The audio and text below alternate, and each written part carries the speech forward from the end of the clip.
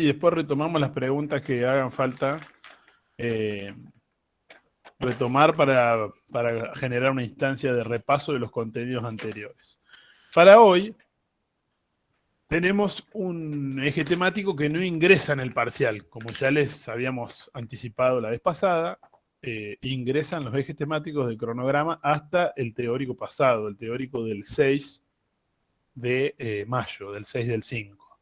El teórico de hoy, 13 de mayo, versa sobre lo que serían las hipótesis psicopatológicas de Sigmund Freud. Es decir, que es un teórico acerca de aspectos relativos a la obra de Sigmund Freud.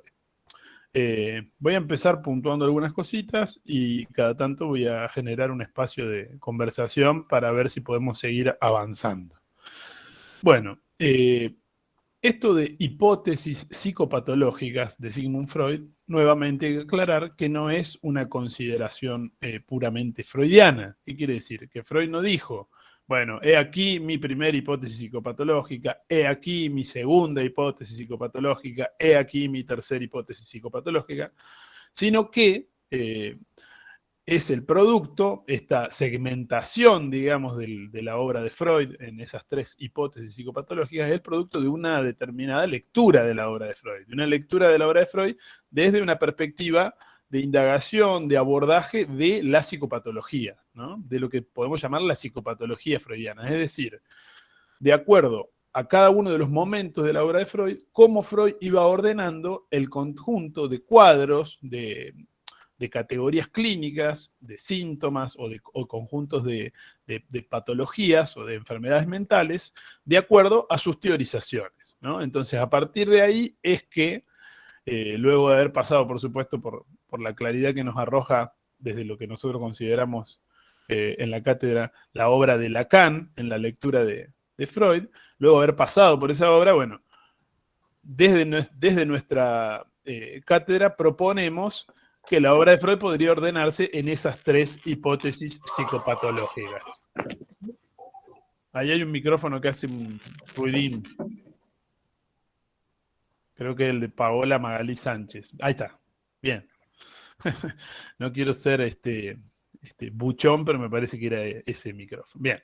Bueno, continuamos. Entonces, segmentamos un poco la obra de Freud, considerando cómo va variando el conjunto de su psicopatología, en tres momentos, ¿no? Un primer momento, el que llamamos primer hipótesis psicopatológica de Freud, una segunda y una tercera. Vamos a empezar hablando de lo que sería la primer hipótesis psicopatológica de Freud. Para ello, bueno, quizás es considerable como importante indicar que, bueno, hipótesis psicopatológica es, o llamamos hipótesis psicopatológica, a la idea que tiene el autor acerca de cómo se produce un cuadro psicopatológico y luego, a partir de esa idea, cómo se ordena una especie de nosografía consecuente de la operación de introducir esa hipótesis psicopatológica, ¿no? Entonces, a medida que vayamos conversando, vamos a ir viendo que, de acuerdo a la hipótesis psicopatológica que Freud desarrolla para explicar la psicopatología con la que él se encuentra en su consultorio, es que la nosografía, es decir, el conjunto de cuadros investigados por Freud, abordados por el psicoanálisis freudiano, va variando. Es decir, que no vamos a tener las mismas designaciones psicopatológicas, las mismas designaciones para los cuadros y para los conjuntos de síntomas o enfermedades mentales a lo largo de las distintas hipótesis. Es decir, Freud cambia la hipótesis y por ende eso altera, varía el conjunto de cuadros que constituye la psicopatología freudiana. Entonces, es por lo general un elemento muy, muy preciso de evaluación, por eso se evalúa mucho en el final, digamos, este eje, porque de alguna manera es lo que nos permite a nosotros hablar una lengua común, es decir, tener una lengua común para decir, bueno, ¿qué entendemos por neurosis? ¿Qué entendemos por psicosis? ¿Qué entendemos por histeria? ¿Qué entendemos por melancolía? De acuerdo, ¿no? Siempre que estamos hablando de Freud, de acuerdo a qué momento de Freud tomamos, a qué hipótesis psicopatológica de Freud estamos considerando, ¿no? La primera hipótesis psicopatológica de Freud, ¿no? Cuando lo estudian a esto lo pueden esquematizar de manera gráfica en una línea del tiempo, ¿no? Pueden hacer una línea del tiempo e ir segmentando, digamos, los momentos. La primera hipótesis psicopatológica de Freud es la que nosotros conocemos como la hipótesis de la defensa. Es decir, es la hipótesis que nace con la serie de textos freudianos que anteceden a el desarrollo, digamos, propiamente hablando del psicoanálisis como disciplina. Es decir, son sobre todo textos que denominamos de alguna manera prepsicoanalíticos de Freud. Es decir, que son los textos que llevaron a Freud a descubrir el psicoanálisis. Se pone como fecha de descubrimiento del psicoanálisis una fecha estimativa, ¿no es cierto? Que es la fecha de la publicación de la interpretación de los sueños, a la cual Freud le puso, la fechó en 1900, ¿no? Como al inicio de ese nuevo siglo, siendo que era algo que él ya venía desarrollando, ¿no? Es una cuestión del estilo romántico de Freud, ¿no? Y como iniciar el nuevo siglo con el descubrimiento del inconsciente. Estos textos, que son los textos donde Freud considera la hipótesis de la defensa, son todos textos alrededor de los cuales Freud construye una suerte de primer nosografía. Déjenme que voy a buscar los títulos exactamente. Bueno, los textos relativos a esta época están fechados en 1894, 1896. Son los textos donde Freud trabaja justamente las denominadas neuropsicosis de defensa. Ese sería el conjunto psicopatológico que Freud aborda a partir de su idea de la defensa. ¿Cómo funciona la hipótesis de la defensa? Freud sostiene que ante el surgimiento de una representación cuyo contenido ideativo, es decir, la representación está hecha para Freud en ese entonces de un contenido ideativo y de un montante de afecto, de una cantidad de afecto que inviste la representación. Esa investidura de afecto, de libido sobre la representación, es lo que hace que una representación esté más presente que otra. Déjenme ver que hay una dimisión acá. Ahí está. Esté más presente que otra, que sea psíquicamente más importante, más interesante para el psiquismo, digamos, ¿no? Es lo que hace que una representación se vuelva más, más importante, se vuelva más imposible de desviar la atención de ella, ¿no? Entonces Freud dice, la defensa opera, siempre se desata su operación, su mecanismo, a partir de que algún elemento de la representación se vuelva intolerable, o el montante de afecto sea de un quantum inmanejable para el psiquismo, sea un quantum exagerado, o la representación en sí misma, su contenido ideativo, sea, como dice Freud en estos trabajos de la neuropsicosis y defensa, sea esa representación inconciliable para el psiquismo. ¿Qué quiere decir con esto Freud? Inconciliable, que no se la pueda conciliar, que no se la pueda llevar, asociar sin conflicto con las otras representaciones. Esperen que voy a cerrar con el conjunto de las representaciones con el conjunto de las representaciones que organizaron, de alguna manera, ese psiquismo. Déjenme que voy a cerrar los comentarios porque si no me aparecen, no puedo. Después conversamos. Bien, entonces, una representación, por ejemplo, que suele ser inconciliable a partir del descubrimiento freudiano del complejo de Edipo, sería una representación sexual, ¿no es cierto?, que tome por objeto a cualquiera de los elementos o de los personajes del complejo de Edipo prohibidos, digamos, para la relación, para ese tipo de relaciones, ¿no? Sería una representación inconciliable con el resto de representaciones producto del de la superación del complejo de Edipo. Entonces, dice Freud, de acuerdo al tipo de defensa, a la forma que tenga de operar la defensa sobre esa representación inconciliable, va a ser el tipo de cuadro psicopatológico con el que nos vamos a encontrar en el abordaje clínico. Va a plantear Freud sobre todo que las representaciones pueden tornarse inconciliables, sobre todo en tres cuadros que componen las llamadas neuropsicosis de defensa.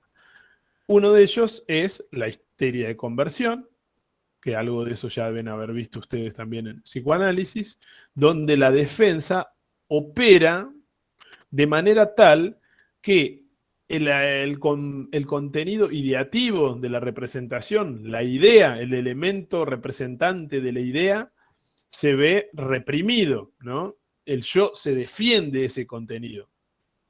Le quita, le retira afecto, por lo cual ese contenido pasa a verse reprimido, es decir, un contenido al cual no se puede, es un contenido que no se puede recuperar a nivel de la conciencia. Es decir, que es un contenido que no permanece preconsciente. Recuerden que en ese entonces la tópica freudiana es consciente, inconsciente, preconsciente y consciente. Entonces, de manera tal es un contenido que no se puede retrotraer a la conciencia. Es un contenido sobre el cual cae la famosa, la llamada, la denominada amnesia histérica. ¿Mm? Es decir, un contenido no se puede recordar, no se puede volver a ser consciente. Y el afecto vinculado a ese contenido, que suele ser un montante de afecto importante, porque suele ser un contenido que atrae el afecto por su característica de inconciliabilidad con el resto de los contenidos ideativos, se deriva, se separa de este contenido ideativo y se deriva hacia la representación de alguna de las partes del cuerpo. ¿Por qué digo la representación de alguna de las partes del cuerpo? Porque no es al cuerpo biológico donde va el afecto. Estamos hablando de una histeria de conversión, ¿no es cierto? Entonces, de lo que se trata es de que ese contenido se vincula a una determinada representación somatomórfica del cuerpo, ¿no? A un determinado a una determinada parte del cuerpo representada psíquicamente. Recuerden el caso que presentaba Freud en Estudios sobre la Histeria, Elizabeth von R., ¿no? Esta mujer que había cuidado de su padre a lo largo de toda la enfermedad, y durante ese cuidado apoyaba la mano, la cabeza del padre en una pierna, y luego de muerto de fallecido el padre, comienza a manifestar una suerte de parálisis en esa pierna que sostenía, ¿no?, al padre en el transcurso de la duración de toda su agonía. Con otros elementos que complejizan un poco más la elaboración freudiana, pero bueno, quiero retratar este aspecto puntual, digamos, ¿no? Es decir, que el afecto se separa de la representación originaria, del contenido ideativo inconciliable originario, y se vincula, digamos, a una representación del cuerpo que está sobredeterminada, psíquicamente por su contigüidad o por su relación con la representación inconciliable. Pero al mismo tiempo no es lo suficientemente problemática, por lo tal permite ser afectada por esta libido que anda circundante, que tiene que buscar un lugar donde arraigarse, donde aferrarse, ¿no? Esa forma de defensa que trabaja separando contenido ideativo de afecto, reprimiendo el contenido ideativo y trasladando ese afecto a la representación de alguna de las partes del cuerpo, es lo que conocemos como histeria de conversión, en esa primera hipótesis freudiana. El otro cuadro, donde también la representación se torna inconciliable, este término inconciliable, subráyenlo porque después lo vamos a tener que diferenciar con el término intolerable, que da lugar a otra serie de cuadros que también forman parte de la neuropsicosis de defensa, pero que tienen otra particularidad. Como decía, esta representación inconciliable, en el caso de la obsesión, va a dar lugar a otra forma de operar de la defensa. Es decir, la variación de la forma de operar de la defensa, en lugar de dar como efecto la formación de un síntoma histérico, va a dar como efecto la formación de un síntoma obsesivo, ¿no? En la obsesión, la defensa opera también divorciando, y esto es importante que lo destaquemos, porque muchas veces hay después errores en el final en la forma de comprender qué es lo que sucede a nivel de la neurosis obsesiva. También opera divorciando contenido ideativo de contenido afectivo, con la diferencia de que ese contenido ideativo no llega a ser olvidado, no llega a ser reprimido. Por eso se dice que es una represión en algún punto fallida, la de la neurosis obsesiva. No llega a ser olvidado, se lo recuerda, pero sin intensidad afectiva, porque el afecto fue vinculado a otra representación que el propio Freud llama representación inocua, es decir, una representación que carece de importancia psíquica. Y se vincula o se enlaza el contenido ideativo de la representación originaria que ha sido desinvestida, que ha sido desafectada, se enlaza por lo que Freud llama una suerte de falso enlace. En francés utiliza la palabra mésalliance. Falso enlace, es decir, que se enlaza un montante de afecto exagerado a una representación que de por sí no debería generar ese tipo de afectación psicológica. ¿Se entiende?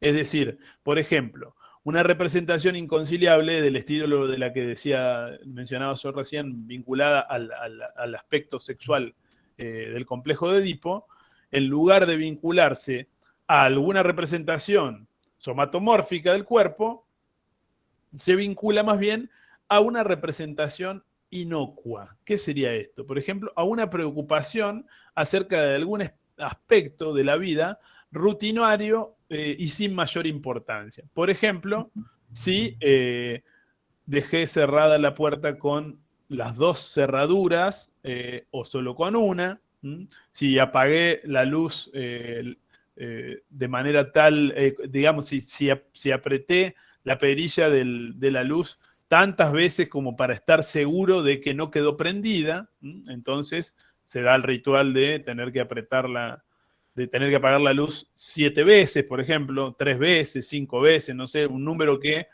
se fija por determinación inconsciente, no es tampoco al azar, dice Freud. Entonces, volviendo al mecanismo, el contenido ideativo, problemático, conflictivo o, vamos a decir la palabra adecuada, inconciliable, con el conjunto de representaciones que ordenan ese psiquismo, se divorcia del afecto, se separa del afecto, pero no se reprime, es decir, que no se olvida, se mantiene en la conciencia a nivel preconsciente y se puede recuperar invistiéndolo psíquicamente, es decir, prestándole atención, prestándole interés psíquico. Pero no se siente el efecto traumático, no se siente un efecto traumático al retrotraerlo, porque toda la carga afectiva vinculada a esa representación inconciliable ha ido a parar a otro aspecto de la vida que carece de importancia, que es menor, que es poco importante. Por eso dice Freud, algún tipo de representación inocua. Entonces son personas que se muestran muy preocupadas a nivel de la sintomatología obsesiva, muy preocupadas por aspectos irrelevantes de la vida. Es decir, que toda la intensidad afectiva vinculada a esa representación inconciliable se ha trasladado por desplazamiento, que es la forma en que se mueve la libido de una representación a otra, es una operación psíquica definida por Freud en el texto La interpretación de los sueños, ¿no? Donde habla de condensación y de desplazamiento, las dos operaciones fundamentales del inconsciente. Por desplazamiento se traslada a otra representación a la cual se liga por falso enlace, dice Freud. Es decir, que se genera un falso enlace entre ese montante exagerado de afecto y esa representación llamada por Freud inocua, es decir, carente de importancia o irrelevante. Entonces, en la obsesión, como ven ustedes, la defensa opera distinto que en la histeria. Tenemos primero divorcio, así lo llama Freud, divorcio o separación de contenido ideativo y de afecto. Hasta ahí el mecanismo es similar al de la histeria, con la diferencia que la representación inconciliable no se olvida, no cae en la amnesia. Ahí ya empiezan las diferencias. El desplazamiento de la libido también se produce, digamos, en ambas, pero la ligazón por falso enlace es lo que caracterizaría el cierre, digamos, del mecanismo de la defensa en la obsesión y lo diferenciaría, por supuesto, de la histeria. En el caso de el tercer cuadro que vamos a ubicar en este momento de la obra de Freud, como producto de la defensa y que también aparece a raíz de que una representación, del conjunto de representaciones que ordenan la vida de ese individuo, una representación, dice Freud, se torna inconciliable, esto es igual para los tres cuadros, se torna inconciliable, a veces puede pasar, ¿por qué aclaro esto? Porque no es que una representación irrumpe en la conciencia y esa irrupción es lo inconciliable, sino que quizás ha sido una representación que ha estado en el conjunto de representaciones, pero no se había tornado nunca inconciliable porque no se había encadenado a otras representaciones. Por ejemplo, la representación del recuerdo de una vivencia sexual infantil previa al Edipo tiene un montante de afecto determinado distinto que cuando ya en el aparato psíquico está operando el complejo de Edipo. Cuando ya el complejo de Edipo ha sido sepultado, se ha formado el super yo, se ha formado el ideal del yo, y entonces esta misma representación inconciliable, perdón, esta misma representación que en el origen, una representación, decíamos, de una vivencia sexual infantil, que en su origen no era inconciliable, al contrastarla con otras representaciones que se van presentando a lo largo del desarrollo de ese psiquismo, se torna inconciliable, ¿no? Al contrastarla con la inscripción de la prohibición del incesto, por ejemplo, esa representación de una vivencia sexual infantil en el cuidado, en el aseo, o lo que fue, o en el amamantamiento, se torna, ¿no? Por eso Freud dice, una representación se torna inconciliable y eso pone en marcha el mecanismo de la defensa que luego da lugar a la sintomatología propia de ese cuadro.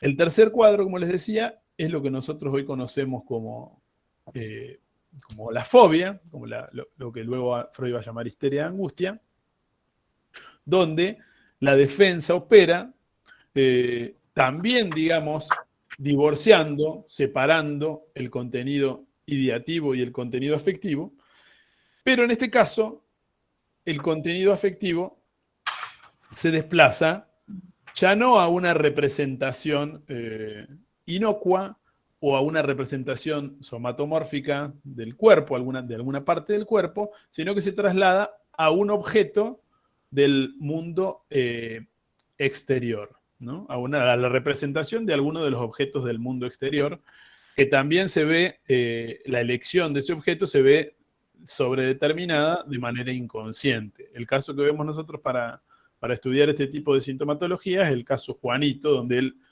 el niño Juanito, que es analizado por Freud, desarrolla una suerte de fobia a que los caballos se caigan o a que los caballos pataleen, ¿no? Primero empieza siendo como una fobia a los caballos y luego se empieza a precisar a qué aspecto relativo a la representación del caballo se liga ese temor exagerado que es lo que constituye la sintomatología central de toda fobia, ¿no? Entonces allí lo que tenemos es divorcio también de contenido ideativo y contenido afectivo, y desplazamiento, dice Freud, ahí por proyección, ahí también hay un aspecto diferencial, la libido se desplaza de ese contenido ideativo original por proyección hacia un objeto del mundo exterior, o hacia la representación de un objeto del mundo exterior, al cual ese yo va, o frente al cual ese yo va a desarrollar un temor exagerado,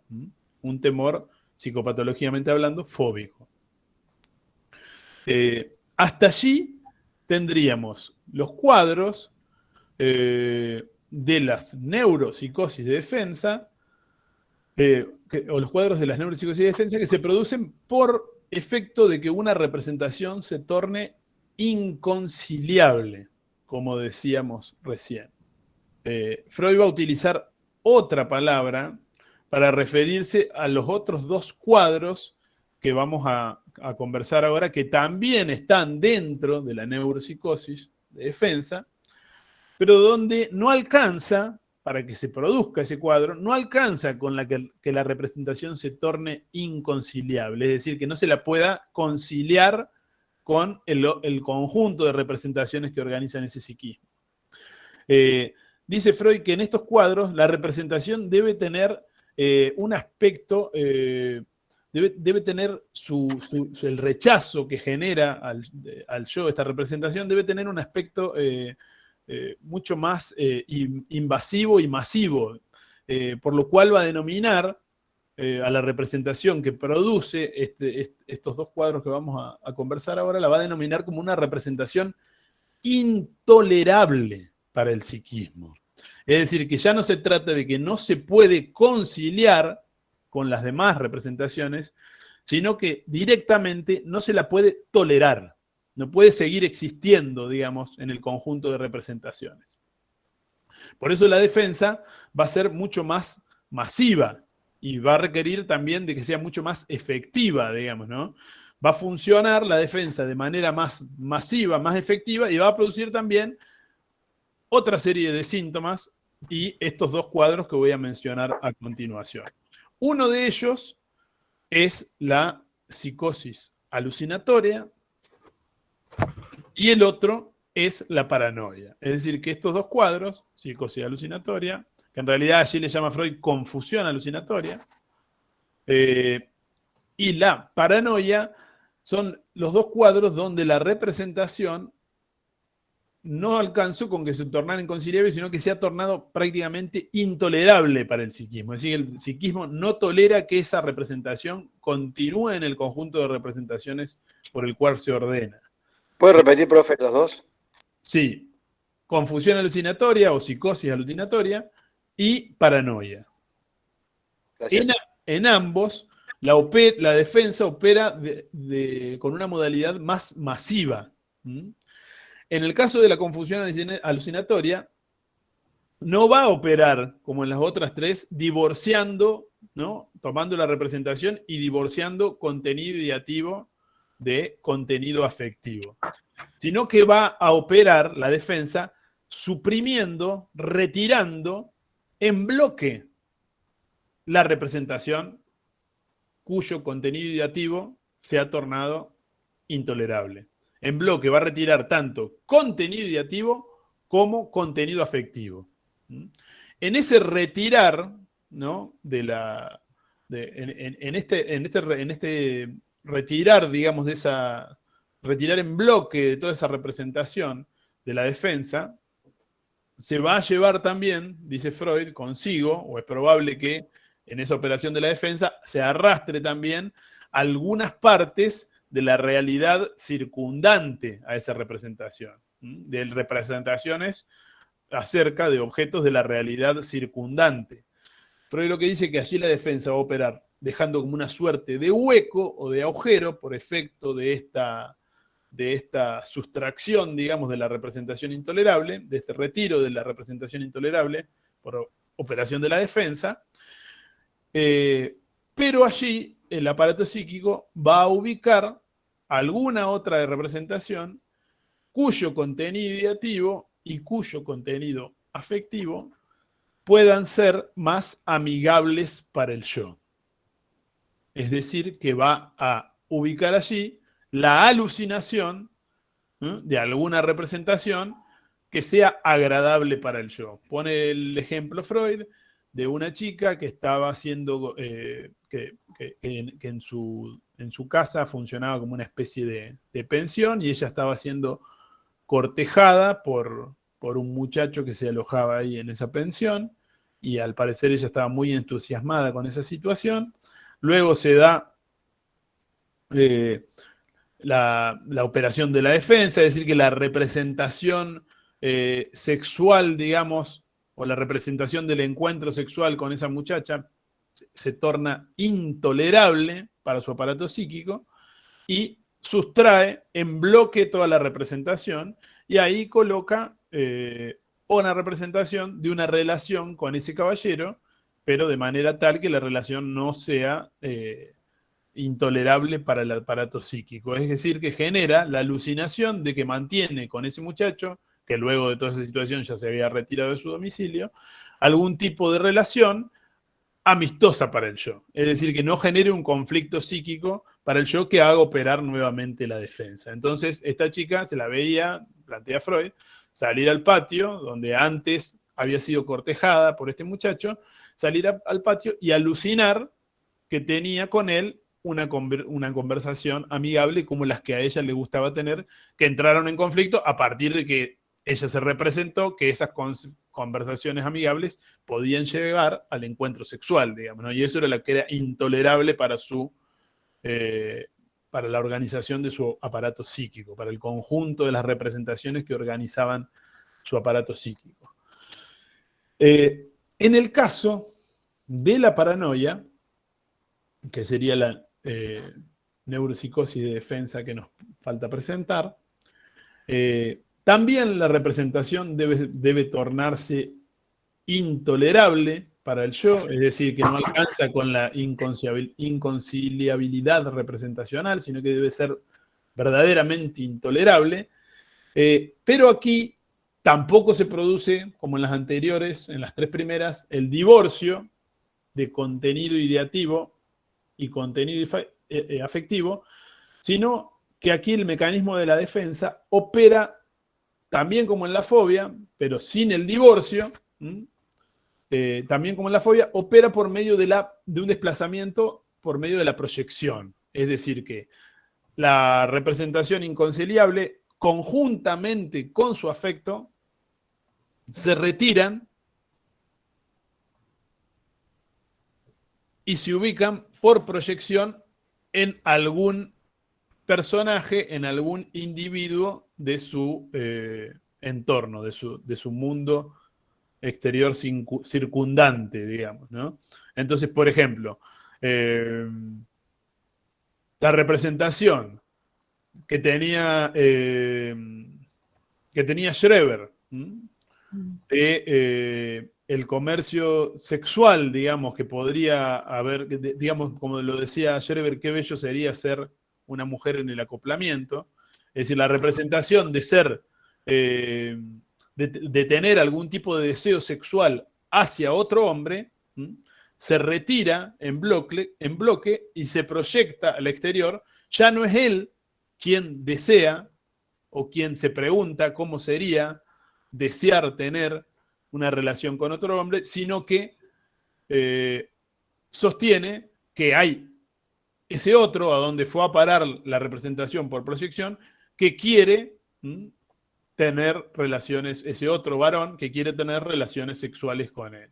Por ende, la representación se sustituye también en bloque, como habíamos dicho, por medio de proyección se deriva hacia el afuera, hacia un personaje del mundo libidinal del paciente, y ahora retorna, pero no es una representación de carácter amigable para el yo, como sí lo era en la confusión alucinatoria, ¿no? Ahí se establece una diferencia entre estas dos, neuropsicosis y defensa, donde la representación se torna intolerable, ¿no? Donde la defensa opera por el estatuto de intolerable de esa representación. Esta representación no va a ser amigable, sino que va a ser la idea justamente persecutoria, ¿no? Lo que eso que él ha proyectado hacia el exterior es lo que a partir de ahí lo persigue, ¿no? La idea de que el otro quiere tener, este otro varón quiere tener algo sexual o quiere hacerle algo a nivel sexual al paciente, ¿no? Hasta allí tendríamos, a partir de lo que sería la hipótesis de la defensa, esa primer especie de nosografía freudiana. Digo especie de nosografía freudiana porque Freud nunca quiso construir un manual psicopatológico. Lejos estaba, digamos, de ir por ese camino.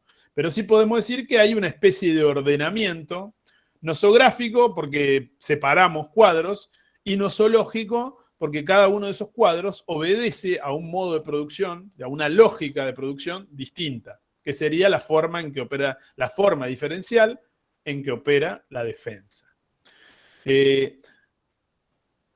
Dentro de esta misma hipótesis, Freud también va a decir, bueno, existen algunos cuadros que, donde justamente no se pone en marcha la defensa, pero al mismo tiempo se presentan en la consulta, en el consultorio. Y ahí va a identificar sobre todo a dos cuadros que los va a vincular directamente con un tratamiento inadecuado de la satisfacción libidinal. Por eso le va a llamar a ese tipo de neurosis, no las va a ubicar dentro de las neuropsicosis de defensa, sino que las va a denominar neurosis actuales o simples. ¿A qué se va a referir con esto? A que son neurosis que no obedecen a la idea de la defensa, que no responden a la ejecución, a la puesta en marcha de la operación de la defensa,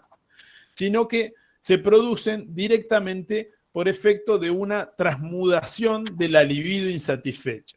Entonces voy a decir, son las neurosis en las cuales las que se han generado por un excedente, un montante exagerado de libido que no encuentra satisfacción en el acto sexual correspondiente, que sería el acto del encuentro sexual, el acto del coito sexual, y que han encontrado una forma de satisfacer esa libido, estos pacientes, inadecuada. Va a ubicar allí como formas inadecuadas de satisfacer la libido dos formas que él había encontrado en su experiencia clínica. Una de ellas es la práctica excesiva de la satisfacción masturbatoria, es decir, la descarga libidinal a través de la satisfacción masturbatoria. Los pacientes que habían hecho ese abuso, digamos, de la práctica sexual masturbatoria daban lugar a un cuadro que ya había estado descrito antes que Freud, pero que Freud le da como otro contenido, que es el cuadro de la neurastenia. Es una neurosis asténica, es una neurosis que se caracteriza por la fatiga, por la falta de motivación, por la falta de deseo. La llamada neurastenia, como decíamos recién, obedece a esa descarga inadecuada de la libido a través del acto de la masturbación utilizado de manera excesiva. Y por otro lado, va a identificar también otro cuadro que va a denominar y va a ubicar dentro de estas neurosis actuales o simples, que es la neurosis de angustia.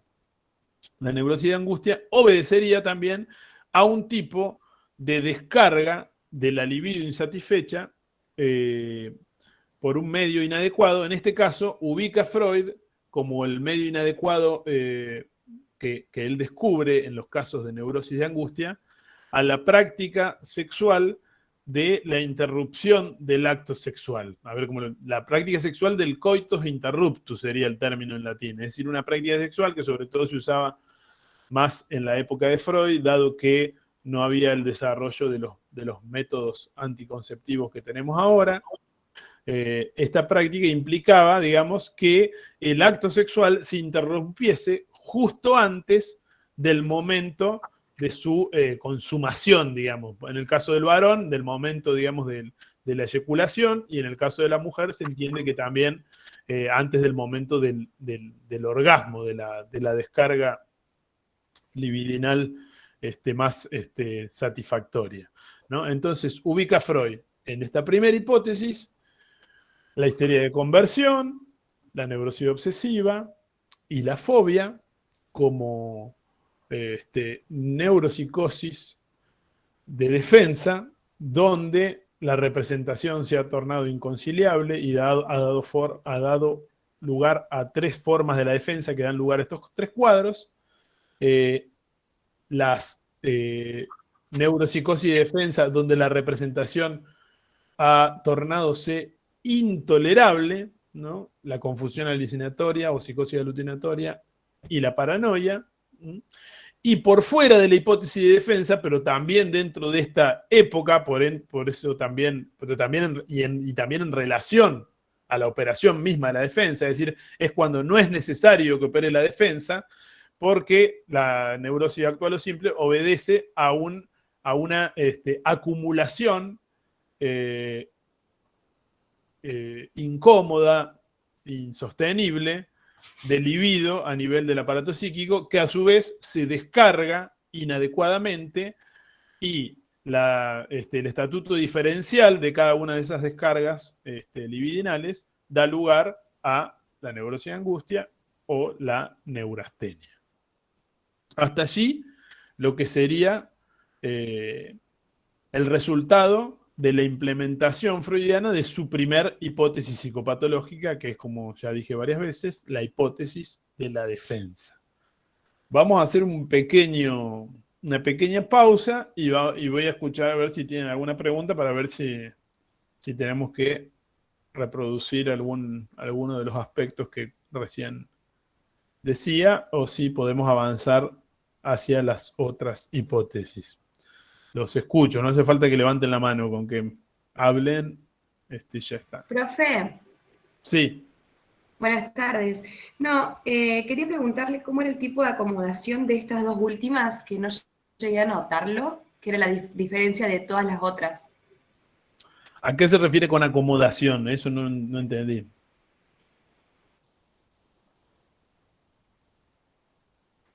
Sobre el tipo de descarga de la libido y cómo se acomoda de forma incorrecta, digamos.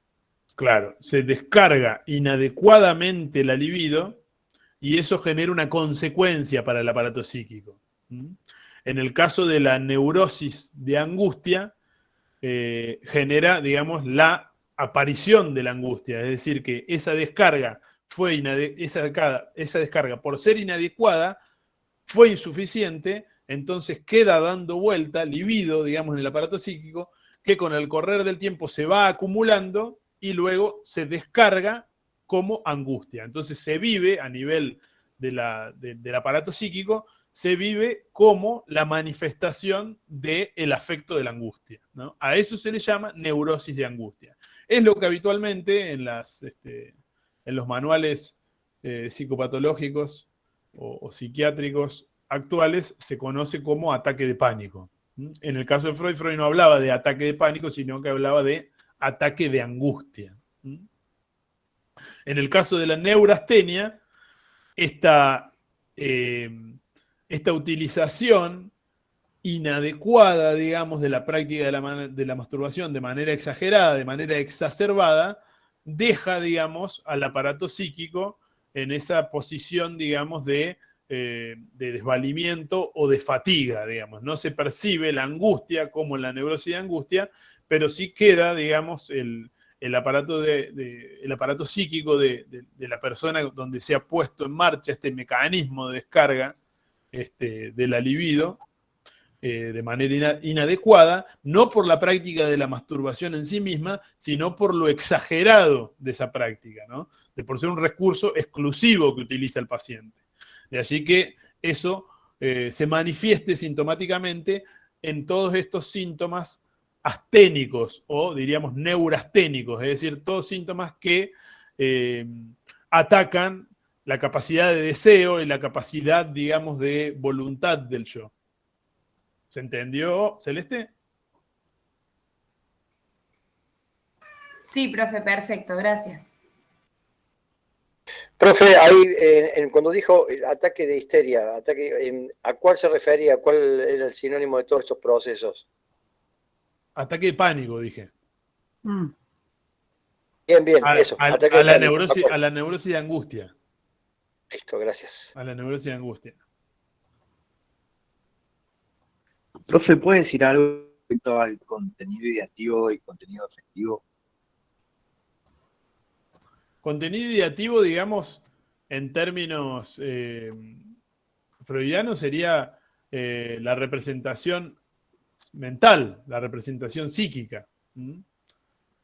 Contenido afectivo sería el interés psíquico, el afecto, la libido con la que se inviste esa representación.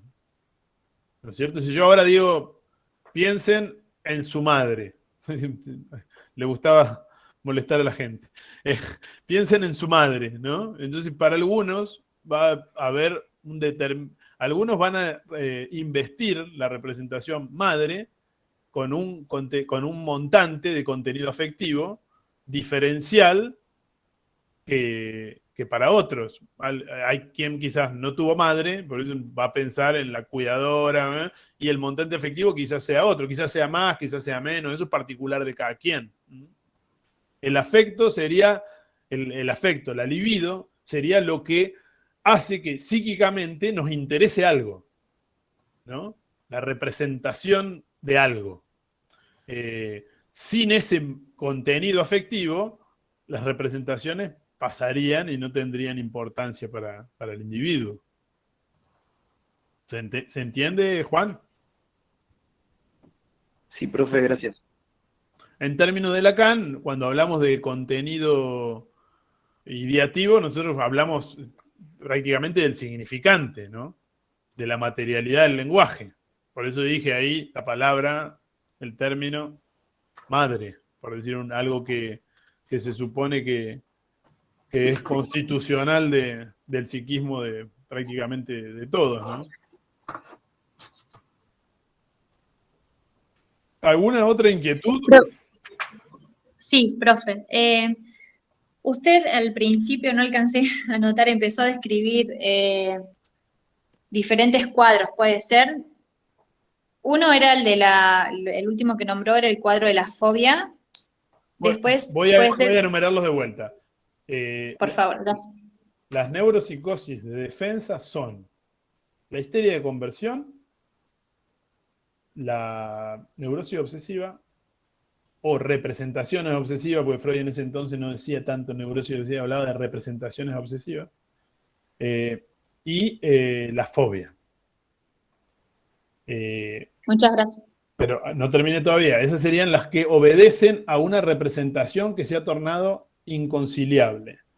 Las que obedecen, también dentro de las neuropsicosis y defensa, a una representación que se ha tornado intolerable, es decir, que el psiquismo no la puede tolerar dentro de su conjunto de representaciones, son la confusión alucinatoria o psicosis alucinatoria, es como una suerte de psicosis aguda, digamos, es algo muy puntual, digamos, no es una psicosis crónica, o la paranoia. Esas son las dos. En total, entonces, las neuropsicosis de defensas, en total, son la histeria de conversión, la neurosis obsesiva, la fobia, la confusión alucinatoria y la paranoia. Por fuera de esa hipótesis, aparecen dos conjuntos de cuadros que Freud identifica en esa época, donde la producción del cuadro obedece a otra cosa que no es a la defensa. Obedece justamente al montante, a la acumulación de libido insatisfecha. Esos dos cuadros son la neurosis de angustia, que es lo que habitualmente se conoce como ataque de pánico, en la actualidad o desde hace un tiempo se lo denomina así, y la neurastenia, que es un cuadro que ha pasado un poco de moda psicopatológicamente hablando, pero que todavía en la clínica se puede encontrar presentaciones de pacientes, digamos, que dan cuenta de un padecimiento de esa índole, ¿no? Muchas veces se presenta en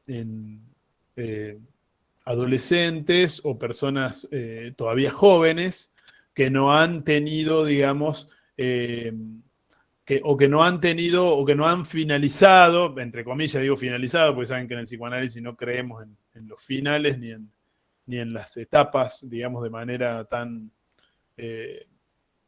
rigurosa.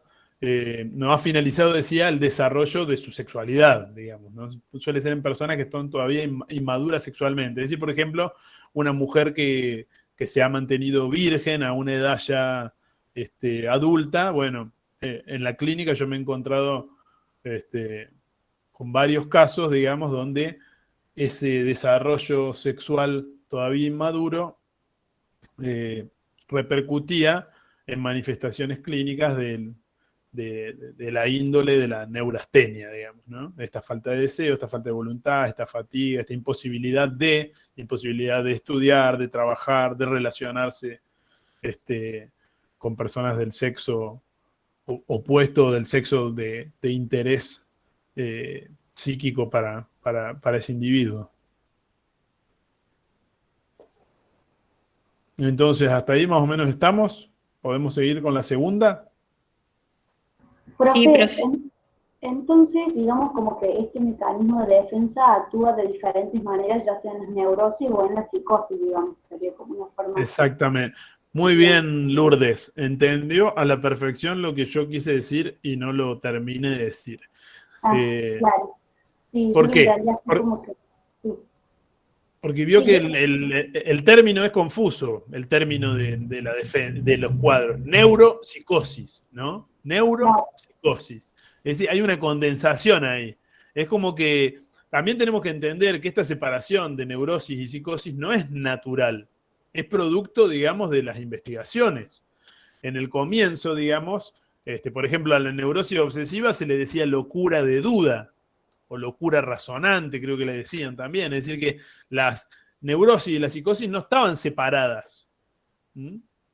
La separación de neurosis y de psicosis es una operación que a lo largo de las hipótesis se va produciendo y que queda claro, sobre todo en la tercera hipótesis. Por eso acá parece como condensado, neuropsicosis, pero ya hay una diferenciación clínica a partir de la forma en que trabaja la defensa, en tanto es más masiva o más sutil. Cuando es más masiva son estos casos, confusión alucinatoria y paranoia, y cuando es... Y estas, como que se hace como, de alguna manera, estas nosografías, digamos, no es que lo hacen conscientemente, me parece, todavía es como que cuando plantea esa hipótesis ya abre camino a de que se puedan diferenciar un poco, digamos, entre las neurosis y la psicosis, como que no es determinante, pero como que da inicio, digamos, a que son cosas diferentes por el hecho de cómo actúa ese mecanismo de defensa, digamos.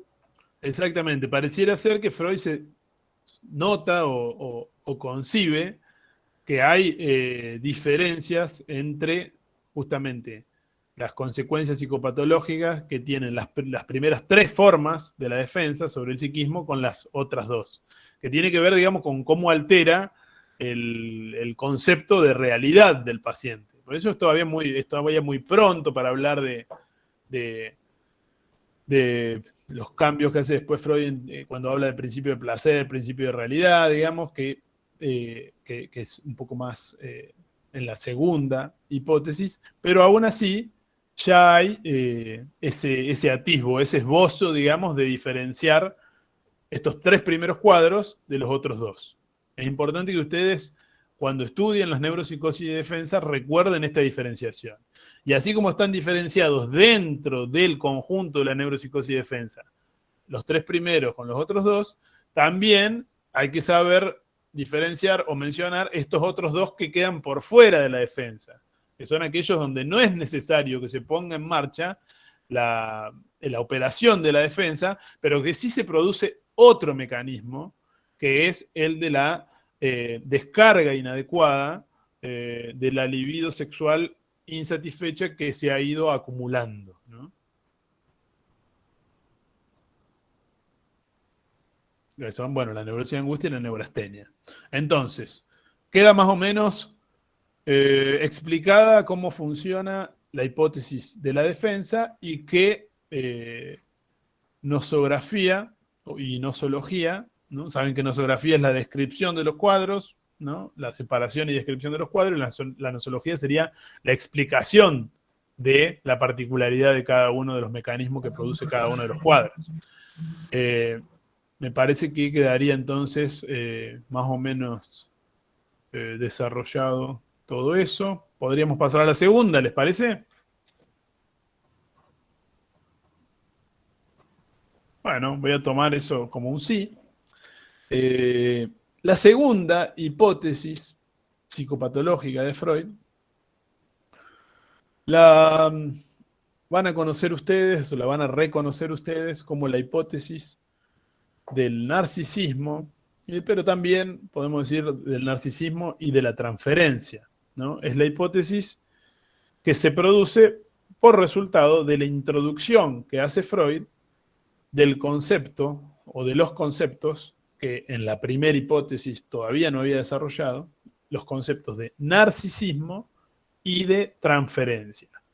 Hay un contexto también histórico en relación a esta diferenciación, porque la hipótesis del narcisismo y la hipótesis de la transferencia, podemos decir que las ubicamos, así como habíamos hablado que esta primera hipótesis de la defensa es anterior a 1900, luego Freud igual la mantiene, ¿no? En el trabajo sobre el caso Dora, en el trabajo sobre el caso Juanito, el hombre de las ratas, 1905, 1906, 1907, 1908, todavía trabaja desde la hipótesis de la defensa, o que empieza a ver otros elementos que va introduciendo Freud. Llegado 1912, 1914, 1912 Freud introduce el concepto de transferencia, 1914 el concepto de narcisismo.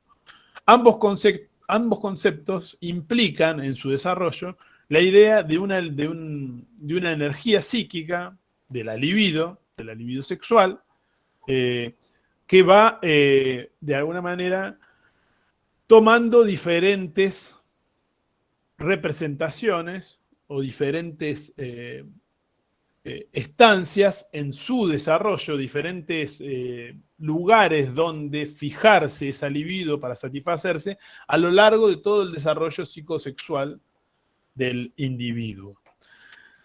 ¿Por qué digo que también hay un contexto histórico? Porque 1912, 1914 ya es una época posterior a la primer ruptura de Freud con una parte de sus discípulos.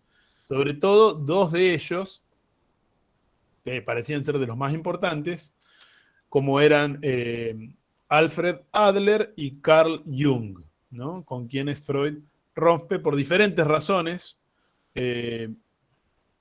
algunas de índole quizás de la política, digamos, interna de lo que venía siendo esa primer asociación psicoanalítica, y otras de índole teórico, ¿no? Como pasa sobre todo con Jung.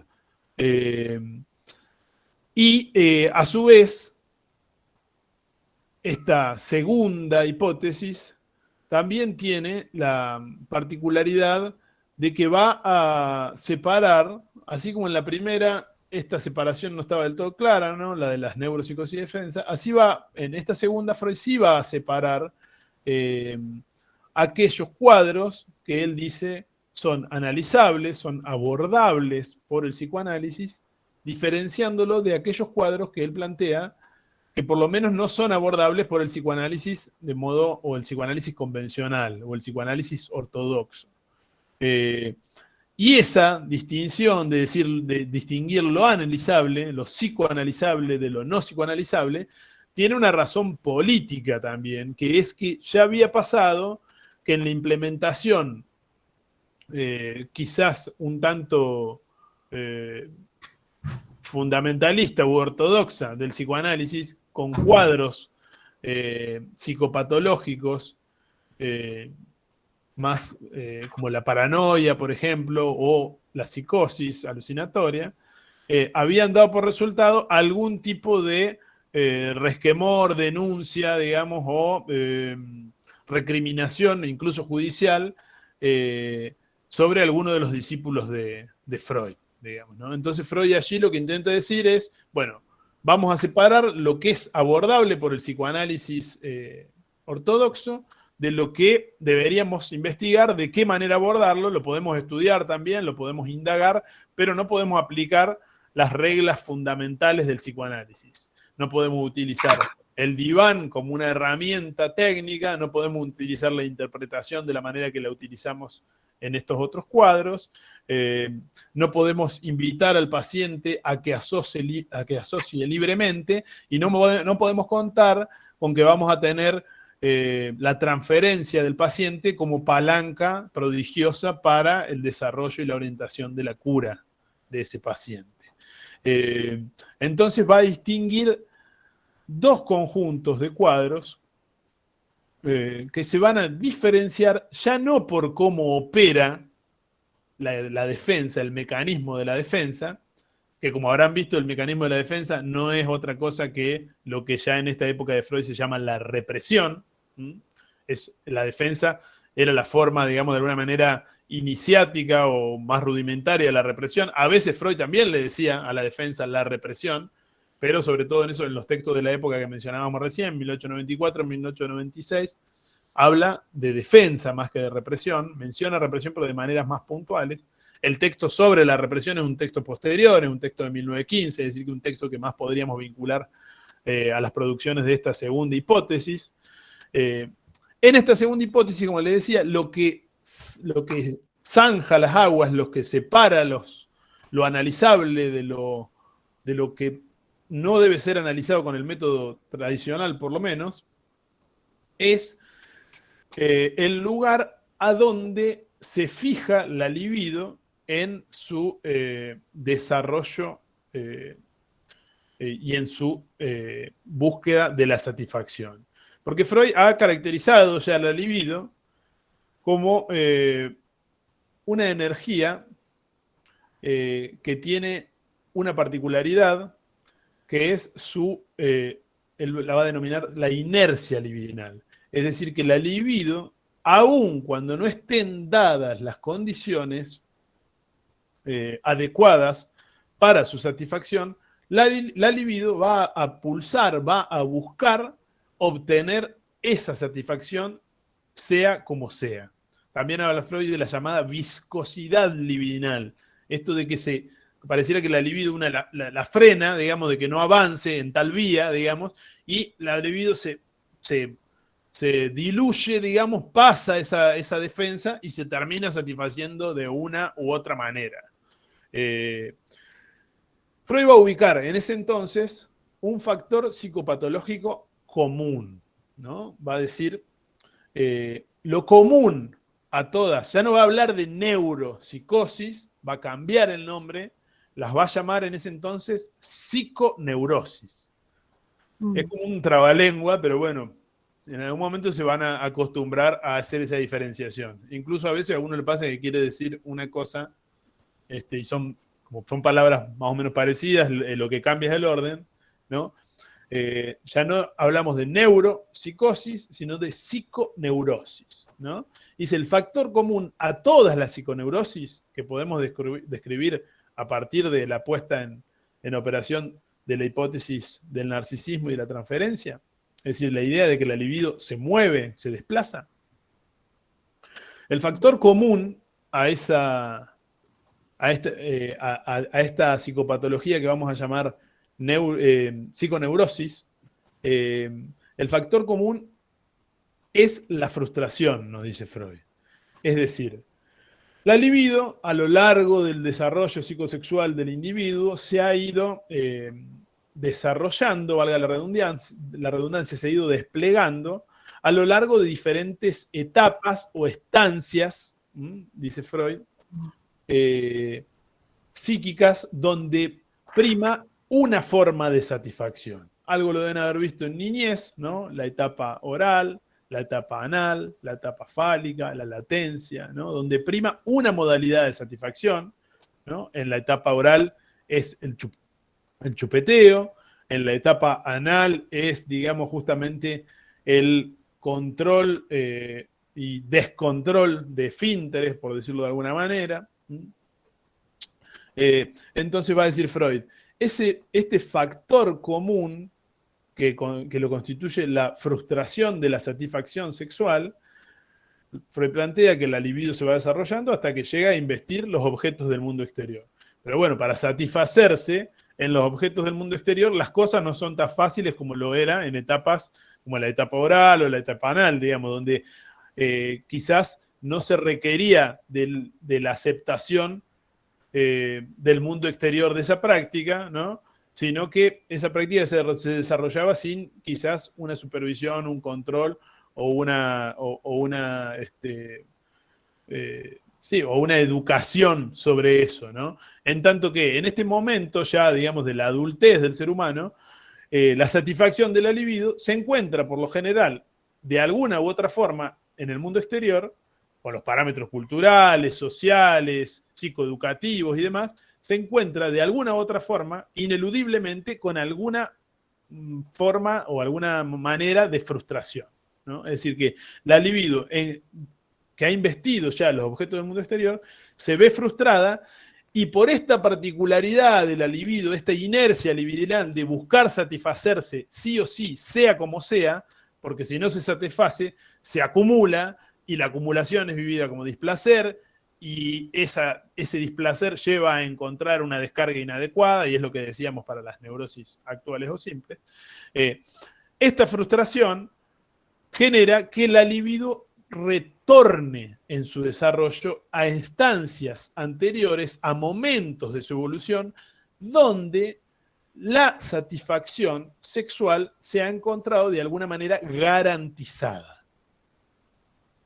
Entonces dice Freud que, de acuerdo a donde sea el punto de retorno al donde esta libido vuelve, Freud va a llamar a esta vuelta de libido, le va a decir introversión libidinal o retroversión libidinal. Es decir, que la libido ha ido evolucionando progresivamente hacia los objetos del mundo exterior, y por efecto de esta frustración, que sería el factor común de toda esta psicopatología, empieza a retornar.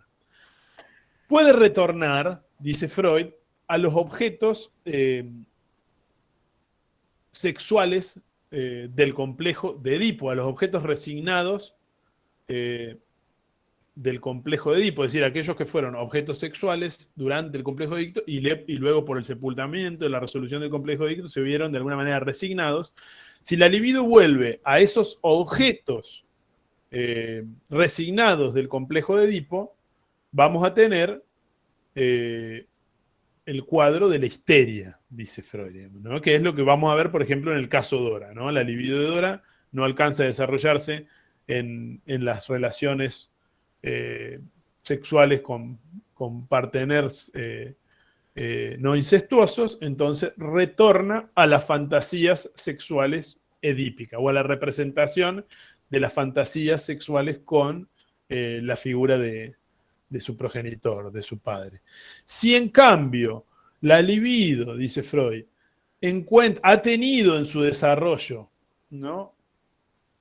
Se ha ido de alguna manera demorando en su desarrollo, en otro punto que no sea, digamos, la investidura de los objetos del complejo de Edipo, sino, por ejemplo, en la etapa anal, como suele pasar en el desarrollo de los futuros neuróticos obsesivos, bueno, la libido va a retornar a ese momento de la evolución, porque es donde la libido obtuvo mayores posibilidades de satisfacción. En ese caso nos vamos a encontrar, dice Freud, con las neurosis obsesivas, digamos, ¿no? La libido que retorna a la etapa anal o a las fantasías sexuales de carácter anal, que no necesariamente involucran la representación de esa parte del cuerpo, sino la relación con el partener sexual desde esta posición de control-descontrol, ¿no?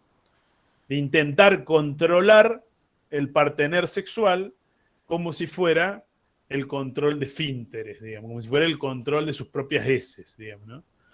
Lo que por lo general da lugar a relaciones vinculares de mierda, vamos a decirlo con la palabra correcta, digamos, ¿no? Porque si uno se vincula con su partener sexual como si vinculaba en la etapa anal con sus propias heces, y bueno, va a ser una relación bastante marcada por ese elemento escatológico. Hay que decir las palabras, Freud decía las palabras, empezamos cediendo con las palabras y terminamos cediendo con las cosas. Por eso me permito decir esa palabra, ¿no? Para que no nos confundamos.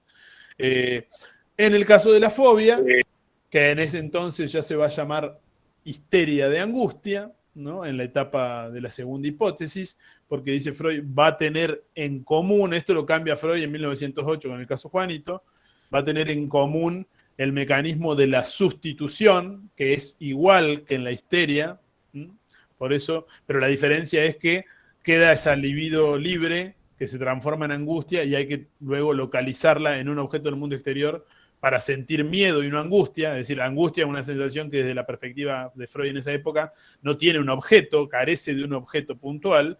Entonces, localizarla en el medio exterior, en un objeto del mundo exterior, la transforma en miedo. Ya no se trata de una angustia, de una energía libre que hace sentir ese malestar, pero sin poder identificar qué objeto lo produce, sino que ya se trata de un miedo a ese objeto. Y eso es lo que sería justamente la fobia o histeria de angustia ya en esta segunda hipótesis psicopatológica de Freud.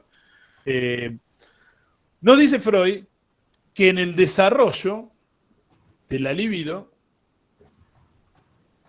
puede haberse demorado también en etapas aún más rudimentarias o aún más primitivas de su desarrollo que lo que son las relaciones o las fantasías sexuales con los parteneros del complejo de Edipo, o el estadio oral o el estadio anal, o el estadio fálico, sino que puede retornar la libido a la constitución misma del yo, a la constitución misma del yo como diferente del otro, diferente del semejante, diferente del partener.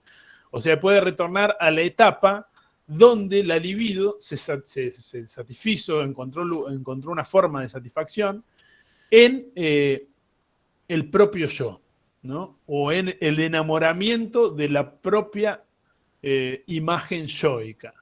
Esa etapa nosotros la conocemos como el narcisismo, aquello que veíamos en el estadio del espejo con Lacan, o que veíamos en Freud como este nuevo acto psíquico, ¿no? Y dice Freud, cuando la libido retorna al narcisismo, lo que vamos a tener como manifestación clínica va a ser la paranoia, ¿no? Entonces ya vamos ubicando un retroceso diferencial también. Decíamos que en las primeras 3 neurosis, histeria, obsesión y fobia, la libido retorna a alguna de los estadios del desarrollo de las fantasías sexuales a nivel de las etapas de desarrollo de la libido y su posible fijación, oral, anal, fálico y demás, o a los objetos del complejo de Edipo. Aquí llega a la libido, para dar lugar a una paranoia, debería haberse demorado en el momento narcisista, en el momento propio de la constitución del yo. Y dice un poco más Freud, dice, aún el libido puede continuar su camino regrediente, si no es suficiente esta regresión al yo como modalidad de satisfacción, y puede continuar este camino regrediente y llegar a investir las satisfacciones propias o que fueron características o que garantizaron el logro de la satisfacción en la etapa autoerótica, ¿no? Ustedes saben que con Freud en esa época tenemos la triada que va del autoerotismo al narcisismo y del narcisismo a la elección de objeto, ¿no? Entonces, localicemos la elección de objeto en el mundo exterior, lo que decíamos. Si no hay satisfacción, es decir, si hay una frustración, la libido empieza a retornar. Si la libido se ha demorado mucho en su desarrollo inicial en el autoerotismo, es probable que regrese a ese momento por fijación a esa modalidad de satisfacción libidinal y dé lugar a las manifestaciones clínicas propias de lo que hoy llamaríamos esquizofrenia. Con Freud en ese entonces llamaríamos parafrenia, porque ya veremos cuando veamos psicosis, vamos a ver que Freud a lo que se denominó la esquizofrenia de Eugene Bleuler, el autor que define la esquizofrenia, Freud le va a denominar parafrenia, o con Kraepelin llamaríamos demencias precoces. Son, salvando las diferencias que hay entre ellos, son como sinónimos del mismo conjunto de cuadros que serían las psicosis más regredientes, más regresivas, a elementos primordiales de la constitución psíquica, digamos, ¿no? Es decir, que serían las psicosis, tanto las 3 denominaciones, parafrenia, esquizofrenia y demencia precoz, la psicosis más deficientes, por decirlo de alguna manera, en su desarrollo. Es decir, la psicosis que atacan más fuertemente las capacidades sintéticas del yo. ¿Mm? Bien, a estos dos cuadros, donde la libido retorna para investir, ya sea el narcisismo o el autoerotismo, Freud los va a denominar, justamente porque vuelven al yo, porque la libido vuelve al yo, o al narcisismo del yo, o a una etapa más rudimentaria del yo, que sería el autoerotismo, las va a denominar psiconeurosis narcisistas.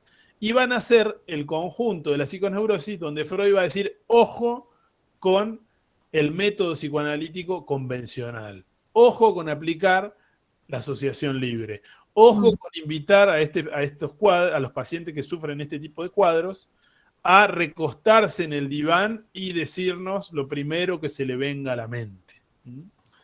Freud va a decir, con estos cuadros tenemos que seguirlos investigando. Freud decía, no recomiendo el psicoanálisis. En esa época dice, no recomiendo el psicoanálisis para estos cuadros, pero en la intimidad a sus discípulos sí les decía, investiguemos qué pasa en estos cuadros, investiguemos de qué manera adaptar el psicoanálisis para poder dar respuesta a estos cuadros, o simplemente identifiquemos, investiguemos estos cuadros, porque siempre lo patológico fue para Freud una vía de acercamiento hacia lo normal, ¿no? Es un método que tiene Freud, ¿no? Estudia lo patológico, el funcionamiento de lo patológico es más ruidoso, dice, es más escandaloso, entonces nos enseña, nos demuestra de manera más clara cuáles son los mecanismos psíquicos involucrados también en el desarrollo de la supuesta o idealizada o esperada normalidad, entre comillas. Sabemos que después de Freud, la línea entre lo normal y lo patológico, si concebimos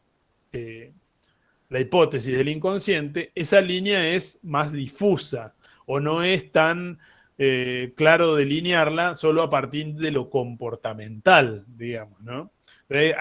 Para entender, digamos, estas distinciones, hay que poner, por ejemplo, en funcionamiento o la hipótesis de la defensa o la hipótesis del narcisismo y de la transferencia. Al otro conjunto de cuadros, el que desarrollé primero, que sería la histeria, la neurosis obsesiva y la fobia, ya entonces denominada histeria de angustia, las va a denominar Freud psiconeurosis de transferencia. ¿Por qué de transferencia? Porque allí sí se puede trabajar con el concepto de transferencia como palanca para orientar o dirigir la cura psicoanalítica, porque allí sí la libido puede transferirse sin mayores consecuencias o sin consecuencias tan gravosas como en las otras dos. Sí puede transferirse de las representaciones de las figuras parentales a las representaciones de las figuras educativas o psicoeducativas, a las representaciones de las figuras de autoridad, o incluso a la representación de la figura o de la persona del analista, ¿no? Y eso es lo que caracterizaría la diferencia entre el primer conjunto de cuadros que denominamos psiconeurosis de transferencia, del segundo que denominamos psiconeurosis narcisista. Sí. Profesor, sí, ¿podría repetirme por favor las psiconeurosis de transferencias? Las psiconeurosis de transferencia son la histeria, la neurosis obsesiva y la fobia o histeria de angustia. Para diferenciarlo un poquito más, la histeria, a lo que decimos histeria, sería el paradigma de la histeria de conversión. La histeria donde hay una conversión histérica.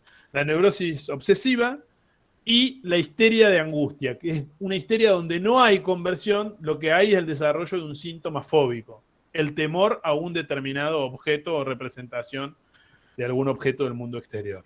Esas serían las tres psiconeurosis de transferencia. Bien. Ahora, las psiconeurosis narcisistas serían fundamentalmente la paranoia y la esquizofrenia, que también la podemos llamar con Kraepelin demencia precoz, y con Freud la llaman en esa época parafrenia, pero después termina abandonando el término porque, digamos, la batalla la termina ganando en términos psiquiátricos, se impone el término esquizofrenia. Y así es hasta el día de hoy, digamos. Ustedes van a escuchar, tal persona tiene o padece de una enfermedad que es la esquizofrenia, una esquizofrenia de este tipo, del otro. Ya no van a escuchar en el uso actual el término freudiano para frenia, ni el término crepeliniano de demencia precoz. Van a escuchar, digamos, esta denominación, la de esquizofrenia, que a Freud no le gustaba ni en lo más mínimo, ya lo vamos a ver cuando veamos psicosis, no le parecía pertinente el término. Ya vamos no quiero agregar contenido que vamos a ver más adelante ahora porque me parece que puede ser confuso y en lugar de ayudarlos para esta etapa del aprendizaje, los puede llegar a confundir. Ya después cuando estemos en psicosis vamos a hablar Profe, claramente entonces de eso. la única diferencia... No escuché, perdón. Se cortó.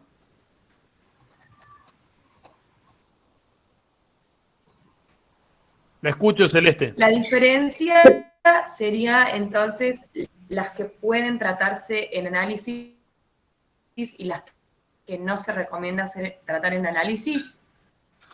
Ese sería, digamos, esa diferenciación sería resultado de la puesta en ejecución de la hipótesis del narcisismo.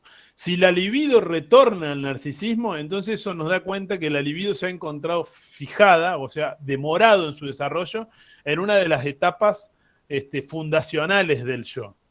Entonces, es probable que allí no se pueda psicoanalizar de la misma manera que en las psiconeurosis de transferencia, donde la libido no retrocede tanto en su introversión, en su regreso. No requiere de retroceder a momentos tan fundacionales del aparato psíquico. Retorna ya a momentos donde el yo no se ve interpelado. ¿Se entiende? Entonces lo que se ve interpelado son las modalidades de satisfacción, los objetos que se eligen para la satisfacción de la libido. Profe, cuando retorna, cuando retorna el narcisismo, que sería Los casos de en la paranoia. parte imaginaria, sería como la primera parte del caso Schreber. Claro, exactamente. Pero ya estaríamos en una psicosis. ¿Eso sería una psicosis? Sí, pero en este entonces todavía Freud no hace la oposición neurosis y psicosis. Vamos a llegar a eso en la tercera hipótesis psicopatológica. Aquí nos dice, las dos son psiconeurosis. ¿Qué quiere decir psiconeurosis? Neurosis psíquicas. Psiconeurosis, bien. No quiere decir necesariamente psicosis. Entonces, también hay una condensación ahí todavía, ¿no? Como decíamos al principio, neuropsicosis, acá también hay una condensación de dos términos. Que podemos decir, si entendemos por psiconeurosis, que son neurosis psíquicas, no hay quizás tanta contradicción, pero si entendemos que lo que está diciendo con psiconeurosis es psicosis y neurosis, sí nos hace ruido, porque a partir de la tercera hipótesis y en el devenir posterior, sí, neurosis y psicosis se constituyen o se consolidan como edificios clínicos diferenciados radicalmente. Hoy en día quizás ya no estamos trabajando en el psicoanálisis lacaniano, por lo menos, desde esta perspectiva tan estanca de los diagnósticos. Es decir, que o se está en la neurosis o se está en la psicosis. Ya hay otros desarrollos, digamos, que se posibilitaron, sobre todo a partir de la última enseñanza de Lacan. Pero bueno, vamos a seguir por ahí para no complicar, porque lo que sí importa es que ustedes en esta etapa del aprendizaje sí puedan diferenciar, primero, en las de defensa, las que responden a una representación que se tornó insostenible y otra intolerable, ¿no? Los diferentes tipos de neuropsicosis y defensa. En estas otras, que son las psiconeurosis, hay que diferenciar las de transferencia y las de la psiconeurosis narcisista, que son aquellas donde la libido vuelve al yo. Y eso tiene consecuencias para el aparato psíquico, ¿no? Consecuencias diferenciales, digamos. Yo quería saber si entendí bien la diferencia. Entonces vamos a tener psiconeurosis narcisistas y la psiconeurosis de transferencia por un lado. Y la diferencia es que, por ejemplo, en lo que es la psiconeurosis de narcisista, la libido no regresa a esos objetos de fantasía a diferencia del otro, puede ser. No sé si lo entendí Exactamente, bien. sí. Sino que retorna directamente al yo. Ah, bien, perfecto. Hay una vinculación de esto que nos señala Freud en esta etapa con una teoría que es la teoría de William Griesinger. Aquí en Argentina tuvimos un autor que ustedes quizás ya lo conozcan, no hayan escuchado, que se llama Enrique Pichón Rivière, que tenía la teoría de la enfermedad única. Esta hipótesis de Freud, la hipótesis del narcisismo y de la transferencia, está muy vinculada a esas dos elaboraciones, a la de Wilhelm Griesinger, que es antecedente de Freud, y a la de Pichón Rivière, que es un discípulo de la escuela de psicoanálisis inglesa, un discípulo de Melanie Klein, digamos, alguien que estudió en Inglaterra con una discípula de Melanie Klein. La teoría de la enfermedad única y, digamos, lo que también había planteado Griesinger en su momento, es la idea de que la libido puede regresar a cualquiera de estos lugares, ¿no? Y dar lugar a cualquiera de estos cuadros. Entonces alguien puede retornar su libido hacia las fantasías, digamos, de los objetos, pero si no encuentra la satisfacción suficiente allí, la libido puede continuar el camino regrediente yendo a estadios todavía más primitivos o primordiales en su constitución, como lo es el narcisismo, o aún más rudimentario todavía, rudimentario porque habla de un yo rudimentario, ¿se entiende? De un yo con pocas capacidades. Como lo es, decía recién, el autoerotismo. El autoerotismo es casi una etapa que antecede a la formación del yo, que antecede a la institución del yo. Por eso dice Freud, hace falta un nuevo acto psíquico, dice Lacan, esa nueva acción psíquica es el narcisismo, Lacan lo llama la identificación producto del estallido del espejo. Bien, hasta allí entonces la segunda hipótesis que da lugar a estos dos grupos dentro de las llamadas psiconeurosis, uno que llamamos de transferencia y otro narcisista.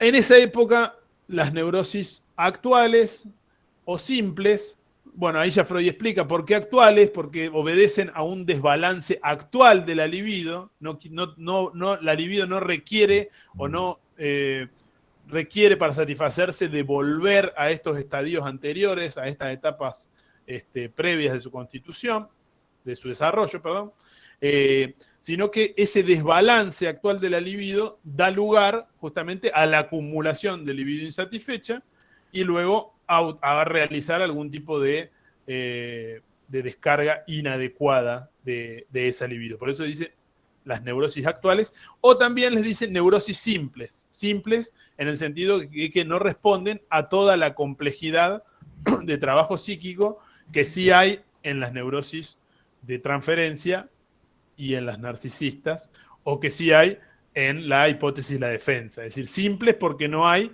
ni un proceso defensivo, como el de la primera hipótesis, ni un proceso de regresión de la libido, como en la segunda. A esas dos, neurastenia y neurosis de angustia, que eran las que ya había introducido Freud en la primera hipótesis, le va a agregar la hipocondría, que la va a definir como aquel cuadro donde la libido regresa no al yo propiamente dicho, por eso lo voy a ubicar como un cuadro intermedio entre las neurosis, entre las psiconeurosis narcisistas y la psiconeurosis de transferencia. No regresa ni a los objetos de la fantasía, ni a el yo propiamente dicho, sino que retorna o se localiza esa libido en alguna representación de algún órgano del cuerpo, del cual el hipocondríaco cree con certeza estar enfermo, estar padeciendo algún tipo de trastorno o patología en ese órgano. Es justamente lo que se conoce como hipocondría. Y la va a ubicar, digamos, de alguna manera Freud, también Lacan va a hacer esa mención, como un punto ahí de bisagra entre las psiconeurosis narcisistas y la de transferencia. Perdón, sí, entre las de transferencia y las narcisistas. Justamente en el caso Schreber es donde Freud va a hablar más que nada de la hipocondría, porque saben que la primera internación de Schreber, la primera enfermedad fue diagnosticada como una hipocondría grave. Es decir, estuvo internado de eso, se rehabilitó, se lo curó, y bueno, y lo que a partir de la lectura de Freud, de las memorias de Schreber y también de los estudios de Lacan, una serie de autores que han estudiado en profundidad ese caso, sostienen que esa curación de esa primer enfermedad, de esa hipocondría, fue lo que de alguna manera facilitó o propendió a que la libido siguiera retornando, digamos, que después de la preocupación por el órgano, ¿no? como un espacio de satisfacción libidinal, habíamos dicho la fantasía sobre los objetos sexuales como un lugar de donde la libido puede retornar y satisfacerse. Bueno, el órgano o la preocupación por la enfermedad o la salud del órgano podría ser un estadio, una instancia intermedia antes de que la libido siga su camino regrediente hacia el yo y dé lugar o a una paranoia o a una parafrenia, que fue lo que fue haciendo Schreber a lo largo de su vida. Primera internación fue por una hipocondría grave, la segunda fue por una paranoia dominada por ideas de persecución sexual, de que lo iban a violar, de que lo iban a someter sexualmente, y luego al final de su vida, como si la libido hubiera seguido retrocediendo en su desarrollo, en la tercera internación ya Schreber se presenta como un esquizofrénico, diríamos, como una demencia precoz, paranoide, porque todavía había alguna idea persecutoria, y termina muriendo Schreber por dejar de alimentarse, digamos, sin ya hablar, sin ya comunicarse, manteniéndose aislado en el lugar donde estaba internado, es decir, con todos síntomas negativos, digamos, síntomas psicóticos negativos, es decir, que ya no podía producir lazos, ya había dejado hasta de expresar su delirio, hasta de escribir sus memorias y relatar toda su conceptualización del mundo terrenal y del orden divino, que era más o menos en torno a lo cual Schreber armaba su delirio. Entonces, para sintetizar, en las neurosis de transferencia, la libido retorna a la fantasía. La fantasía es como ese espacio de resguardo para el neurótico, donde el neurótico puede de alguna manera conservar las modalidades de satisfacción. Freud decía algo muy, muy interesante que quizá le sirva para recordar esto que estoy transmitiendo. Freud decía que la vida de fantasía se mantenía como una suerte de bosquecito o de reserva ecológica, ¿no? Es decir, que la vida mundana se iba desarrollando, la vida en una sociedad occidental industrializada se iba desarrollando con ciertas restricciones horarias, hábitos y demás, y eso iba haciendo que la libido sexual encontrara menos posibilidades para su satisfacción, es decir, encontrara más posibilidades de verse frustrada en su satisfacción. Entonces la fantasía, dice Freud, es como esa reserva ecológica, como esa suerte de plaza o de bosque a donde nos vamos a refugiar cuando las condiciones actuales del mundo exterior, del mundo occidental e industrializado, vuelven imposible o dificultan en demasía la satisfacción de la libido sexual.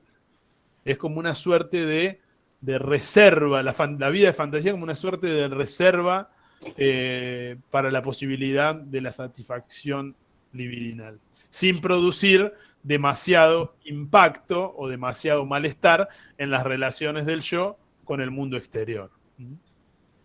Pero bueno, allí se constituye en sí mismo ya el mecanismo del síntoma, ¿no? Bien. Voy a avanzar un poquito más porque es medio tarde y después hacemos el cierre. La tercera hipótesis freudiana es la hipótesis de los vasallajes del yo.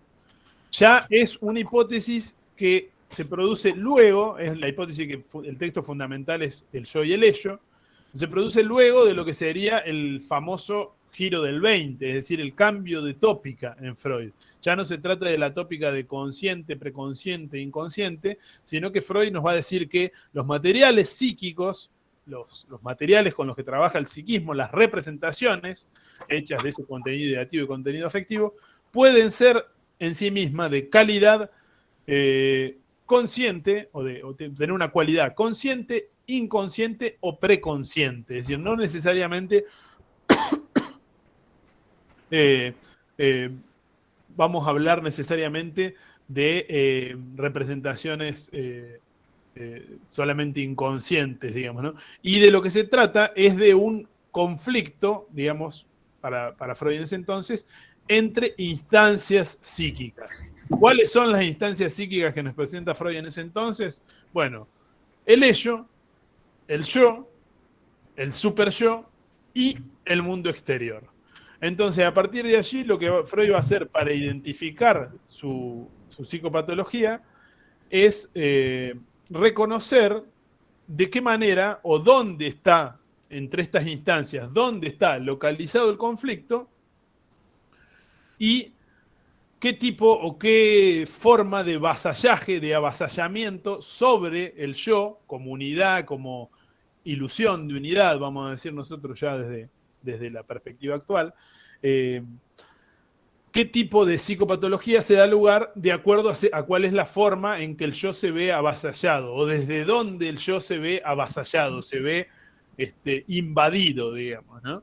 Entonces va a decir Freud, ya aquí estamos en la época donde Freud ya puede separar más claramente dos grandes grupos psicopatológicos que son las neurosis y la psicosis. Entonces ahí ya tienen textos ustedes que se llaman así. Freud habla de esto en un texto que se llama neurosis y psicosis, habla de esto en otro texto que se llama pérdida de realidad en neurosis y en psicosis, pero ya Freud está organizando su psicopatología en esto que hoy ya nos parece el ABC de la psicopatología, que es la bipartición de los cuadros, de los diagnósticos en neurosis y psicosis. Que no es una bipartición simple, porque no es tan simple como parece y no es un reduccionismo, mantiene su complejidad, pero bueno, no, en la actualidad es también un tanto criticada esa bipartición, porque en la clínica, o hay datos de la clínica que han demostrado que no es tan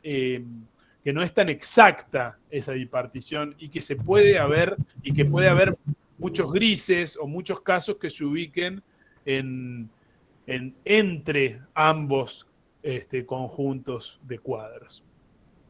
Freud nos va a decir que en ese conflicto de instancias entre el ello, el yo, el superyo y el mundo exterior, el conflicto puede presentarse entre el yo y el mundo exterior. Esto que decía yo recién que sucede en las neurosis de transferencia, ¿no? Es decir, el yo que debe de alguna manera...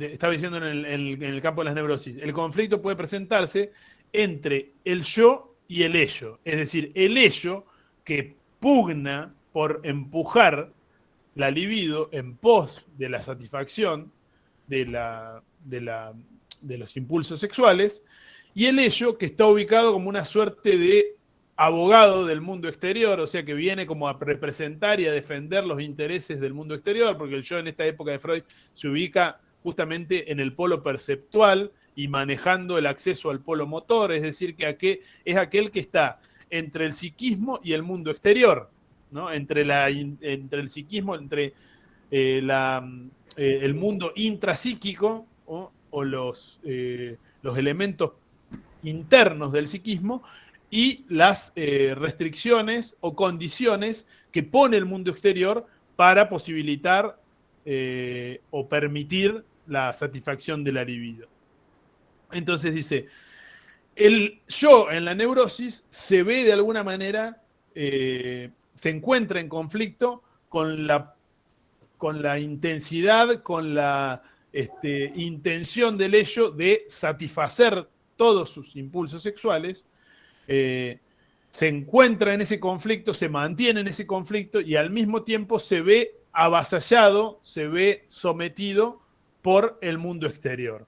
Es decir, que no alcanza a modificar las cuestiones necesarias o los aspectos necesarios de la satisfacción libidinal para darle un curso. No alcanza a modificar tampoco el mundo exterior para darle el curso a esa satisfacción, entonces se mantiene en conflicto con el ello y se ve avasallado por las normativas, por las restricciones, por los reclamos del mundo exterior.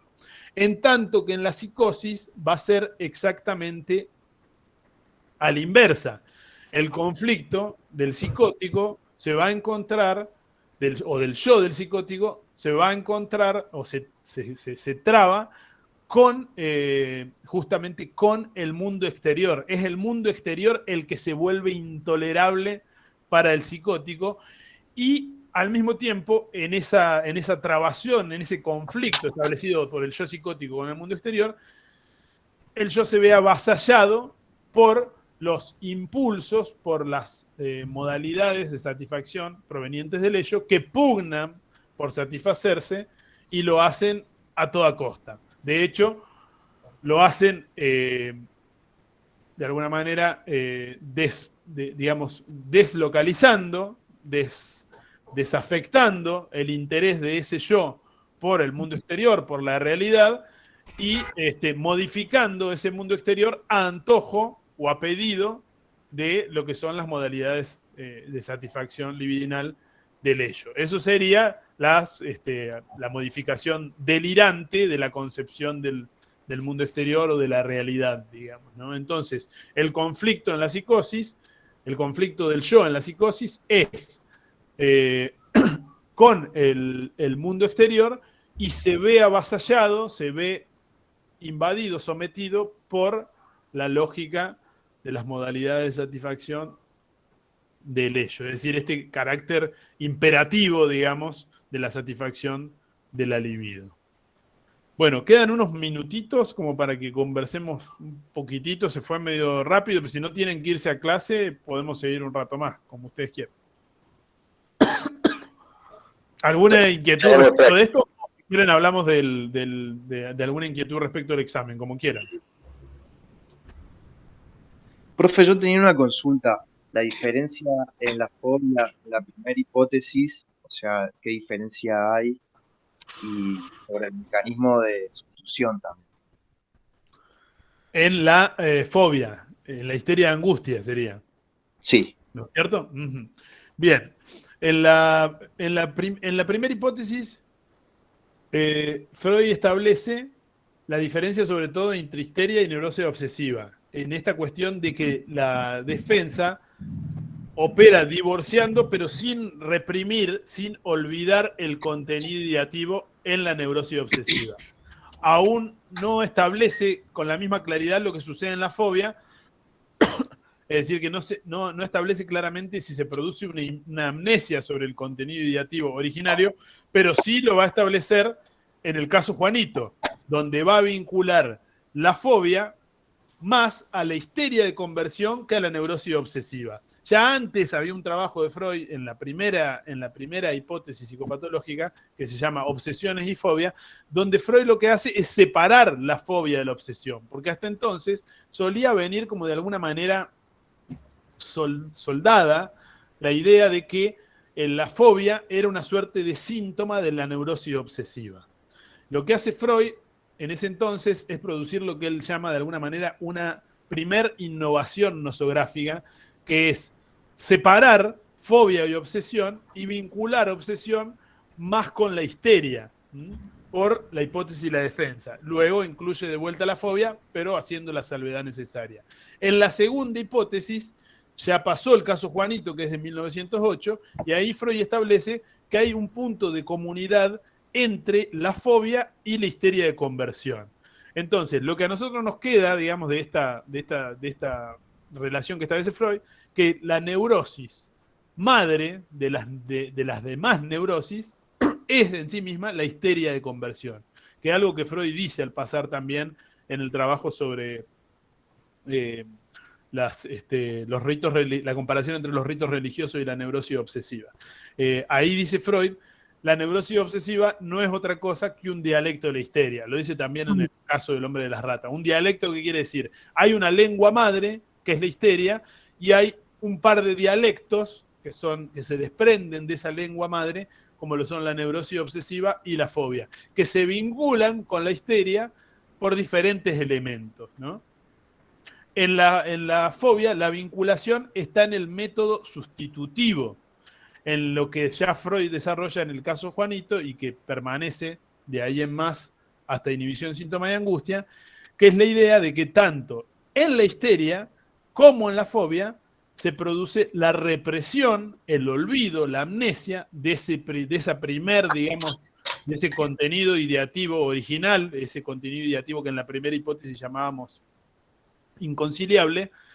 Lo que cambia es a dónde va a parar la libido, a dónde va a parar el afecto, que no es a una representación de alguna parte de la corporalidad, digamos, del yo, sino que es en la fobia o histeria de angustia el mundo, algún objeto del mundo exterior. Y la otra cuestión que hace que sea diferencial la histeria de angustia que la histeria de conversión, que es lo que justamente está en el nombre de la histeria de angustia, es que en la histeria de conversión Freud no percibía que el paciente tuviese la sensación o expresara que padecía la sensación o el afecto de la angustia.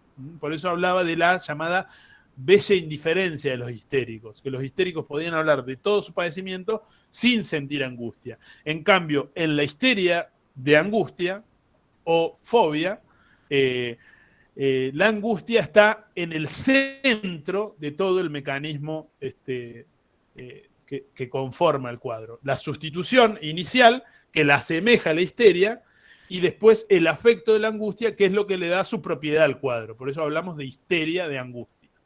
Aunque el síntoma sea miedo, o un miedo exagerado, o una fobia. Para Freud, lo central allí es el afecto de la angustia. Es el afecto de la angustia lo que lleva a proyectar, en términos de la primera hipótesis, proyectar el interés libidinal hacia un objeto del mundo exterior, como en el caso de Juanito lo eran los caballos, o que los caballos no se tumben, o que los caballos no se caigan, que era una serie de arreglos que iba haciendo Juanito cuando Freud preguntaba acerca de su fobia. ¿Se entendió un poco más, Juan?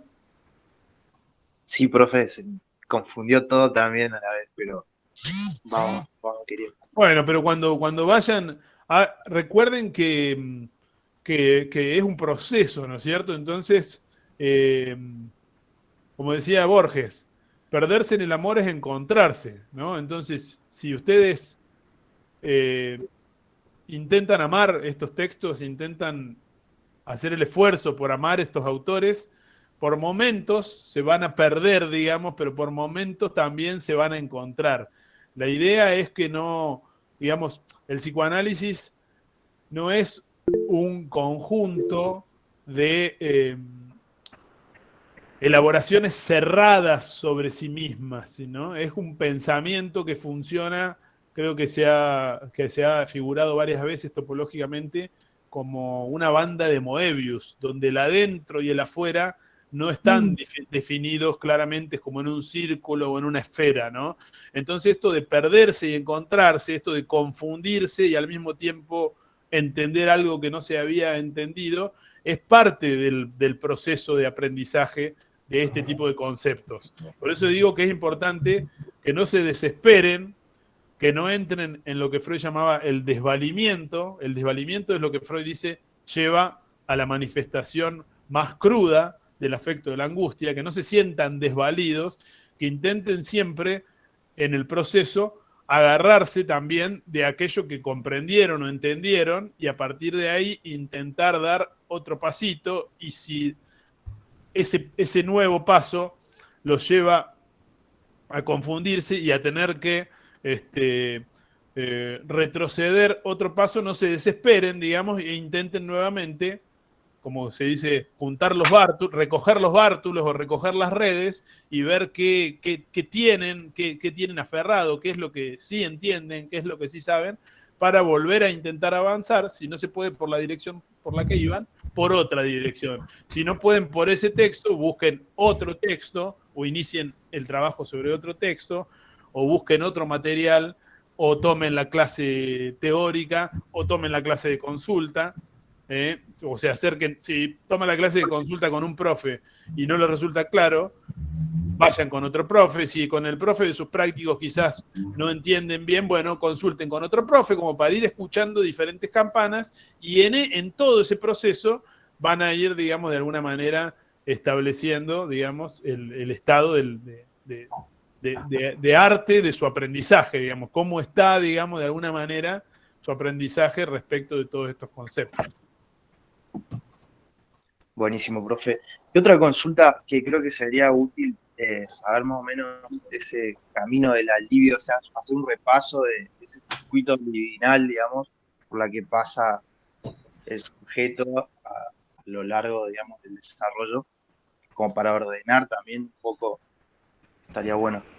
Sí, bueno, nosotros tenemos entonces, antes de la constitución sexual, el autoerotismo. El autoerotismo es una etapa, dice Freud, sin objeto, anobjetal, vamos a decir nosotros, donde no hay objeto. Es decir, que el objeto surge a partir del yo, a partir de la diferenciación yoica. El yo puede decir, este soy yo y estos otros son los objetos. Este soy yo, esto no soy yo. Por lo general se produce lo bueno, se ubica en el yo es su majestad, digamos, ¿no? Su majestad el bebé, podemos decir, como decía Freud, donde está todo lo bueno, y las cosas malas se proyectan a los objetos del mundo exterior. Eso es muy notable en el trabajo con niños en esa etapa del desarrollo psíquico. El autoerotismo sería justamente la ausencia de objetos y la ausencia de yo. El niño, digamos, que en el autoerotismo se satisface en alguna zona erógena, en alguna de las zonas erógenas, no puede identificar si esa zona erógena se satisface en algo de su cuerpo o en algo externo. Es decir, el pecho de la madre, por ejemplo, en el amamantamiento, no es identificado por el lactante como algo externo, sino que es hasta tomado como parte de todo ese lío en el cual está inmerso en su desarrollo. Entonces, el autoerotismo es ese primer momento. Del autoerotismo se sale por la institución del yo, por ese nuevo acto psíquico que da lugar al narcisismo, que no es otra cosa que tomar el propio yo, mejor decirlo, la propia imagen del yo, como en el mito de Narciso. Narciso se enamora de su imagen en el río y se termina ahogando, digamos, por ese enamoramiento, se fascina con su imagen, se cae y se ahoga. Ese es el desarrollo muy sintético, muy rudimentario del mito, que toma Freud. El narcisismo justamente el tomar el propio yo como objeto de satisfacción. A partir de allí vamos a pensar las diferentes etapas donde la libido se satisface a lo largo de su desarrollo. La etapa oral, con sus diferentes variantes. Recuerden que hay una etapa oral canibalística donde el niño obtiene satisfacción de morder, digamos, ese objeto que le da satisfacción. La etapa anal también tiene sus pormenores, que es la etapa subsiguiente. Luego tenemos la etapa fálica o de primacía del falo. Luego ya Freud nos va a hablar de la etapa de la latencia, donde los intereses libidinales por las modalidades de satisfacción inherentes a cada una de estas etapas se ven de alguna manera postergados por la puesta en marcha de lo que son los ideales del yo, digamos, ¿no? Entonces, en la latencia se ve de alguna manera postergadas todas estas formas de satisfacción en las etapas del desarrollo de la libido, para encontrar la satisfacción por la vía del rodeo intelectual o del logro, ¿no? Entonces, en la latencia se trata justamente de lograr cosas para mostrársela al otro de turno y estar cada vez más cerca de la institución del ideal del yo, que no es otra cosa que una parte del yo, o diría Lacan, un grado interno de alienación en el propio yo.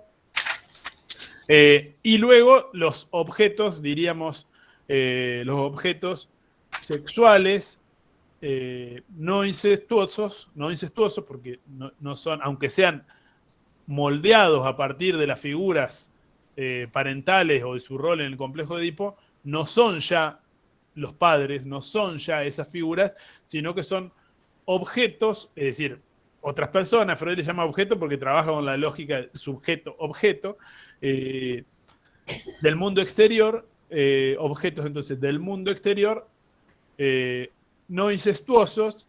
En adolescencia, en alguna época decían objeto, cuando yo era alumno me acuerdo que decían objeto heterosexual no incestuoso. Yo lo de heterosexual lo sacaría porque me parece que no es, no va por ahí, digamos, no es tanto el asunto de si es hetero u homo ese objeto, sino que es un objeto que ya no está dentro de los objetos del complejo de Edipo, aunque pueda tener algún rasgo, ¿no? O estar determinado en su elección por algún rasgo particular de los objetos escogidos o privilegiados en el complejo de Edipo. A partir de esa investidura de los objetos sexuales del mundo exterior y confrontado el yo con la imposibilidad de la satisfacción, con la imposibilidad de obtener la satisfacción de manera inmediata, con la postergación de la satisfacción, que es vivida por el yo, por este carácter libidinal de inercia, de buscar siempre la satisfacción, sea como sea, es vivida por el yo como una frustración. A partir de ahí se inicia el camino regrediente de la libido, que Freud le llama introversión libidinal o retroversión libidinal. Ese camino regrediente puede ir a parar, como decíamos recién, a algunas de las modalidades de satisfacción en la vida de fantasía, ya sean los objetos privilegiados en la etapa oral, en la etapa anal, en el complejo de Edipo o en el estadio fálico, o la regresión puede continuar hacia y localizar la libido en algún órgano del cuerpo, en la representación de algún órgano del cuerpo, del cual el individuo empieza del cual el individuo lo vive como un malestar, cree enfermo, pero al mismo tiempo su libido se está satisfaciendo ahí en esa preocupación o en esa certeza de estar enfermo de ese órgano. Y de ahí el camino regrediente puede continuar hacia las etapas formativas del yo, hacia el yo en sí mismo, es decir, a la etapa narcisista, o aún más atrás todavía en el desarrollo, al autoerotismo. Esas serían los momentos, digamos, del desarrollo de la libido o de la energía psicosexual. Buenísimo. Bueno, los voy a dejar descansar ya o estudiar por mañana. Mi sugerencia sería que se lo tomen con tranquilidad y que no vean fantasmas o monstruos donde no los hay. Nosotros somos los que más queremos que a ustedes les vaya bien. Así que, bueno. ¿Nos van a preguntar dónde está el ramillete, el jarrón, esas cosas? ¿Cómo sería eso? Ahí suena el timbre, la campana. El ramillete del esquema óptico. No conozco las preguntas. No conozco las preguntas yo. No, yo hice preguntas el año pasado y algunas estarán. Y ahora las preguntas, tengo entendido